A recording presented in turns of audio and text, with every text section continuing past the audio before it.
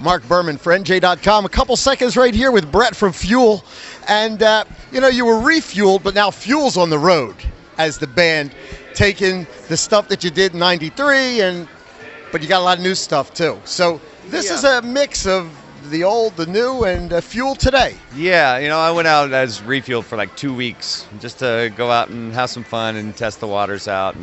And then I decided to do it as Fuel. So, and got a great bunch of guys playing with me, and we've been writing a new record, and the music's coming out far better than I ever imagined. So you always hope for the music to turn out great, but then when it exceeds the level that you were hoping for, then it's even more exciting. So good stuff.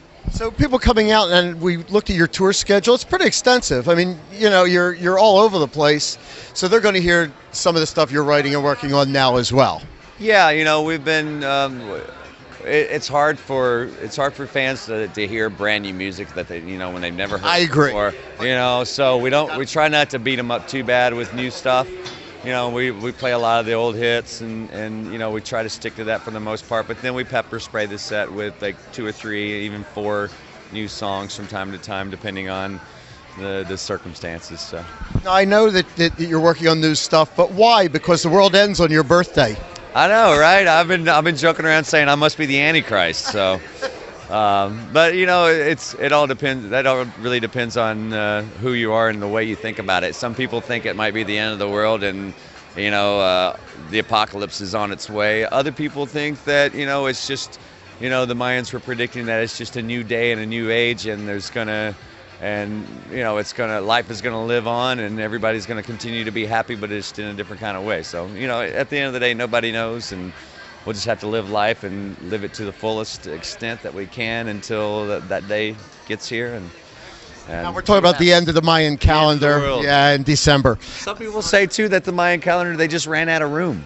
So so now, if you had a chance to do a tour and do a concert that day in the Mayan Riviera, what would you think about that? I would totally jump on it, and have a blast. So, I'm always down for jamming and having fun, and so, but we'll see. Who are you listening to these days? Who's on your iPod? Is there anybody out there really catching? Ted Nugent was on my radio show today, and he talked about the people that he listens to and influenced. Who influences you? The old stuff influences me. That's it. I really, it's not like I'm rushing out to buy any kind of new record right now. And honestly, too, a lot of times when I'm writing music and stuff like that, I shut everything out. Period. And I don't really listen to much of anything at all. For that matter, and I just focus on what I'm doing, and writing the way that I want to write it, and try to block out any type of influences. And just try to play the songs and figure out where it can lead to in my own head, versus thinking of what would Jimmy Page do, so. They're out on tour. Fuel. Brett's here.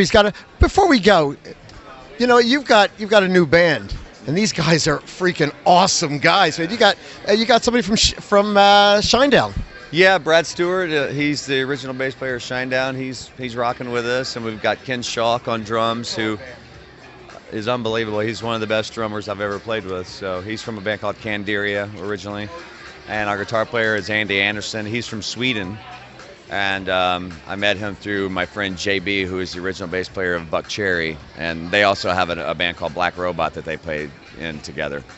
And so I asked JB one day, I was like, dude, can I borrow your guitar player for a little while?